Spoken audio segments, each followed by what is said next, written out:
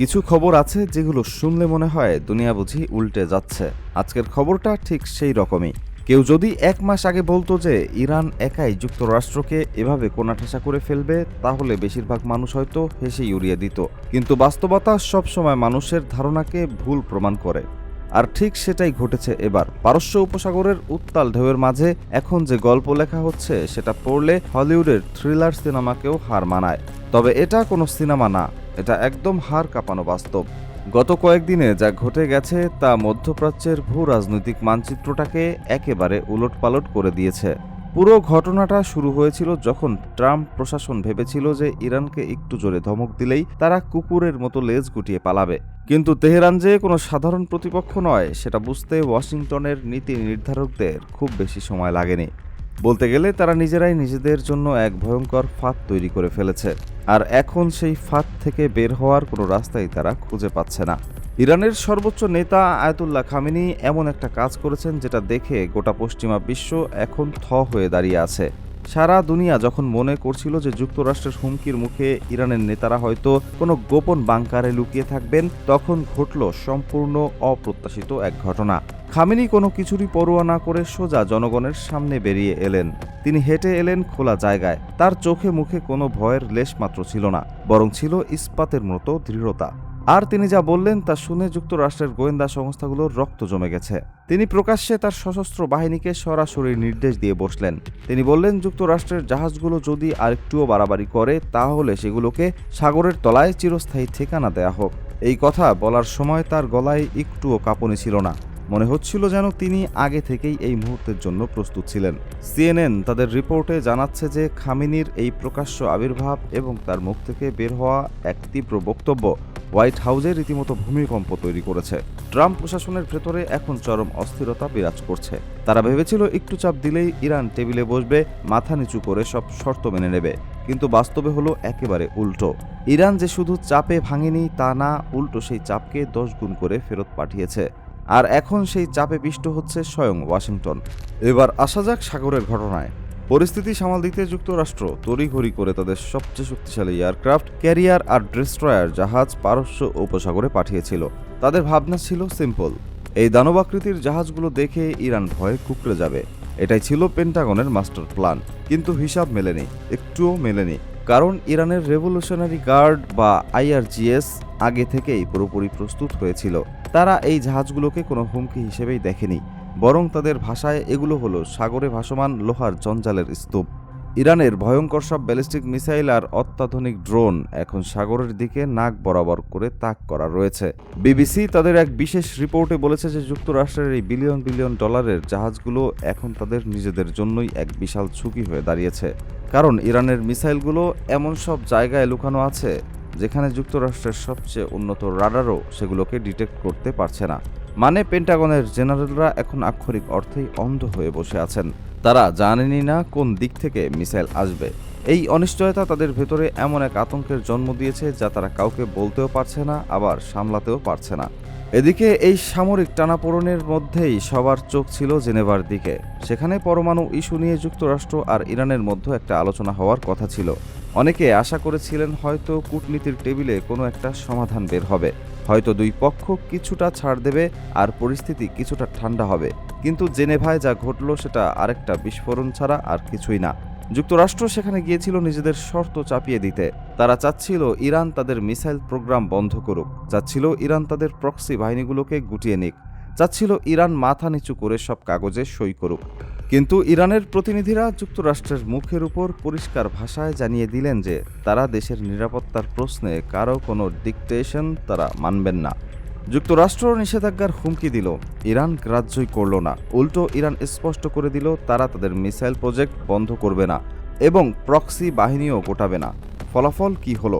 যুক্তরাষ্ট্রকে একদম খালি হাতে চরম অপমান নিয়ে জেনেভা থেকে ফিরতে হলো। যে ট্রাম্প প্রশাসন ভেবেছিল আলোচনার টেবিলে ইরানকে ঘায়েল করবে, তারাই নিজেরা নাস্তানাবুদ হয়ে ফিরে এলো। জেনেভার এই ব্যর্থতা যুক্তরাষ্ট্রের কূটনৈতিক ইতিহাসে এক কালো অধ্যায় হয়ে থাকবে। তবে আসল খেলাটা যেটা হচ্ছে হরমুজ প্রণালী নিয়ে, এই জায়গাটাই এখন পুরো সংকটের কেন্দ্রবিন্দু।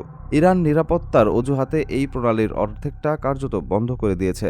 তারা সেখান দিয়ে যাওয়া সব জাহাজের তল্লাশি চালাচ্ছে, বিশেষ করে যুক্তরাষ্ট্রের মিত্র দেশগুলোর জাহাজ পেলে সেগুলোকে আটকে রাখছে। ইরান বলছে তারা দেখছে জাহাজে অস্ত্র আছে কিনা, কিন্তু যারা আন্তর্জাতিক রাজনীতি বোঝেন তারা জানেন এর পেছনের আসল মতলব কি। ইরান আসলে যুক্তরাষ্ট্রকে অর্থনৈতিকভাবে ধীরে ধীরে শ্বাসরোধ করতে চাইছে, আর এই কৌশলটা কাজ করছে, দারুণভাবে কাজ করছে। আল জাজিরা তাদের রিপোর্টে বলেছে এই পথ যদি দীর্ঘদিন বন্ধ থাকে তাহলে বিশ্বের তেলের বাজারে আগুন লেগে যাবে, তেলের দাম আকাশ ছুঁয়ে ফেলবে, আর তেল না পেলে যুক্তরাষ্ট্রের অর্থনীতি একদম ভেঙে পড়বে। পেট্রো ডলার ব্যবস্থায় ধস নামবে, ডলারের মান পড়ে যাবে, আর সেটা হলে যুক্তরাষ্ট্রের বিশ্বজুড়ে যে দাপট সেটা ক্রমশ কমতে থাকবে। ট্রাম্প প্রশাসন এখন উভয় সংকটে আছে। এটা এমন এক চোরাবালি যেখানে নড়লেও বিপদ আর না নড়লেও বিপদ। তারা যদি ইরানের উপর সামরিক হামলা চালায় তাহলে হরমুজ প্রণালী পুরোপুরি বন্ধ হয়ে যাবে, তেল আসা একদম বন্ধ হয়ে যাবে, বিশ্ব অর্থনীতিতে সুনামি আসবে, আর সেই সুনামির সবচেয়ে বড় ধাক্কাটা লাগবে খোদ যুক্তরাষ্ট্রেই। আবার যদি তারা পিছু হাঁটে তাহলে সারা বিশ্বের সামনে তাদের সুপার পাওয়ার ইমেজ চিরকালের জন্য ধুলোয় মিশে যাবে, কোনো পথেই মুক্তি নেই। ইরান খুব চালাকির সঙ্গে এমন এক জায়গায় তাদের ঠেলে দিয়েছে যেখান থেকে কোনো রাস্তাই খোলা নেই। ইরানের এই ভয়ডরহীন অবস্থান দেখে মধ্যপ্রাচ্যের বাকি দেশগুলো এখন পুরোপুরি চুপ হয়ে গেছে।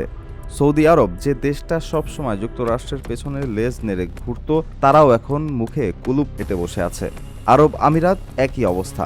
তারা দেখছে যুক্তরাষ্ট্র নিজেই নিজের জাহাজ বাঁচাতে পারছে না, তো তাদের আর কে বাঁচাবে? ইরানের নেতারা তো স্পষ্ট করে বলেই দিয়েছে যে যারাই যুক্তরাষ্ট্রের পক্ষে দাঁড়াবে তাদেরও একই পরিণতি হবে। এই হুঁশিয়ারি শোনার পর আর কেউ মুখ খোলার সাহস পাচ্ছেন না। যুক্তরাষ্ট্রের মিত্ররাও এখন একে একে পিছু হাঁটতে শুরু করেছে। তারা বুঝে গেছে এই লড়াইয়ে জড়ানো মানে নিজের কবর নিজে খোঁড়া। এতদিন ধরে যুক্তরাষ্ট্রের আরোপ করা নিষেধাজ্ঞার কারণে তাদের ভেতরে যে ক্ষোভ জমেছিল সেটা এখন আগ্নেয়াগিরির মতো বিস্ফোরিত হচ্ছে। তারা তাদের নেতার কথায় উদ্দীপ্ত। তারা মনে করছে এখনই সেই সময় যখন যুক্তরাষ্ট্রকে এই অঞ্চল থেকে চিরদিনের জন্য বিদায় করতে হবে। ইরানের সেনাবাহিনী এখন দিন-রাত 24 ঘন্টা হাই অ্যালার্টে আছে। তাদের রাডার সবসময় চালু, তাদের আঙুল সবসময় ট্রিগারে। এক মুহূর্তের জন্যও তারা শিথিল হচ্ছে না। আন্তর্জাতিক মিডিয়াগুলো বলছে ইরান এখন যে কোনো পরিস্থিতির জন্য পুরোপুরি প্রস্তুত। তারা জানে ট্রাম্প প্রশাসন হয়তো শেষ চেষ্টা হিসেবে একটা হামলা করে বসতে পারে, কিন্তু ইরানও সেই জন্য তৈরি। তাদের পরিকল্পনা হলো হামলা আসলে এমন পাল্টা আঘাত হানবে যে যুক্তরাষ্ট্র আর কোনোদিন মধ্যপ্রাচ্যের দিকে তাকানোর সাহসই পাবে না। পশ্চিমা মিডিয়াগুলো এখন ইরানের মিসাইল টেকনোলজি নিয়ে নিয়মিত রিপোর্ট প্রকাশ করছে। তারা বলছে ইরানের মিসাইল এখন অনেক বেশি নিখুঁত এবং উন্নত। ট্রাম্প প্রশাসন এতদিন ইরানকে যে তৃতীয় বিশ্বের দুর্বল দেশ হিসেবে ভেবে এসেছিল সেটাই ছিল তাদের সবচেয়ে মারাত্মক ভুল। এখন সেই ভুলের মূল্য তাদেরকে দিতে হচ্ছে। সাগরের বুকে তাদের দামি দামি জাহাজগুলো এখন জিম্মি দশায় আটকে আছে। চাইলেও সামনে যেতে পারছে না, কারণ সামনেই ইরানের পাতা মরণ ফাঁদ। আবার পিছুও হাঁটতে পারছে না, কারণ পিছু হাঁটলে সারা বিশ্বের সামনে তাদের দুর্বলতা প্রকাশ পেয়ে যাবে। হরমুজ প্রণালীর এই অচল অবস্থা আসলে শুধু মধ্যপ্রাচ্যের সমস্যা না, এটা বিশ্ব অর্থনীতির জন্য এক অশনি সংকেত। ইরান যদি সত্যি এই পথ পুরোপুরি বন্ধ করে দেয় তাহলে বিশ্বের অনেক দেশ অন্ধকারে ডুবে যাবে। তেলের দাম এতটা বাড়বে যে সাধারণ মানুষের জীবন অসহনীয় হয়ে উঠবে, আর এর পুরো দায় গিয়ে পড়বে যুক্তরাষ্ট্রের ঘাড়ে, কারণ তারাই গায়ে পড়ে ইরানের সঙ্গে এই সংঘাত বাঁধিয়েছে। এখন ইরান যখন যোগ্য জবাব দিচ্ছে তখন যুক্তরাষ্ট্রের চেঁচামেচি ছাড়া আর কিছুই করার নেই। ইরান ভালো করেই জানে তেল তাদের হাতে, পথ তাদের নিয়ন্ত্রণে, আর মিসাইলও তাদের হাতে। সুতরাং এখানে এসে দাদাগিরি করতে চাইলে বিপদ অনিবার্য। শেষমেশ পরিস্থিতি এখন এমন এক জায়গায় এসে দাঁড়িয়েছে যেখানে ইরান কোনো ছাড় দেবে না। সেটা সূর্যের আলোর মতো পরিষ্কার। ট্রাম্প এখন মহাসংকটে। হামলা করলে অর্থনীতি শেষ, আর না করলে ইজ্জত শেষ। এই ফাঁদ থেকে বের হওয়া এখন তার পক্ষে প্রায় অসম্ভব। বিশ্ববাসী এখন এক শ্বাসরুদ্ধকর মুহূর্তের সাক্ষী হচ্ছে। ইরানের সুপ্রিম লিডারের একটি মাত্র নির্দেশে পরাশক্তি যুক্তরাষ্ট্রের ভিত কেঁপে উঠেছে।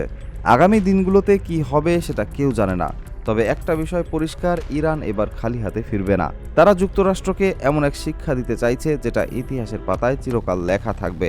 মধ্যপ্রাচ্যের আকাশ এখন বারুদের গন্ধে ভারী, আর পারস্য উপসাগরের জল উত্তাল হয়ে অপেক্ষা করছে চূড়ান্ত সেই ফয়সালার।